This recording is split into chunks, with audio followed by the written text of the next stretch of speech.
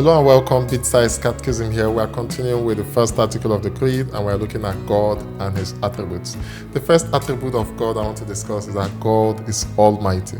This attribute means that God can do all things. You know, a lot of people believe that, okay, maybe there is a creator to the universe, but they don't attribute the fact that that creator holds power over everything. We must attribute the fact that God can do all things to God for our belief in God to be aligned with that of the church. The second attribute of God is that God is the creator of heaven and earth. It's not enough to believe that there is a God and that He is the Almighty. It is also important to note that God is the creator of heaven and earth. It is in God alone that we are alive. It is in God alone that we are able to exist, and God is our beginning and our end. The next attribute of God is that God has no beginning and no end. And this attribute of God stems from the fact that God is the beginning itself and God is the end itself.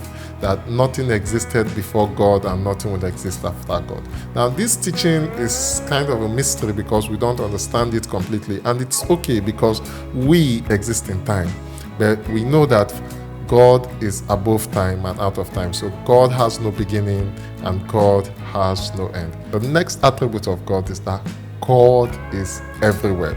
You see, there is nothing that can be hidden from God. So it is not just that God created the world and God is the most powerful being in the world and God has no beginning, but it's also that God is aware of everything that goes on in the world.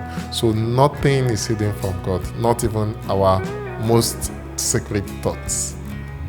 And the final attribute of God is that God is a spirit. God is the definition of supreme existence. It's the definition of that being that keeps every being alive and sustain it.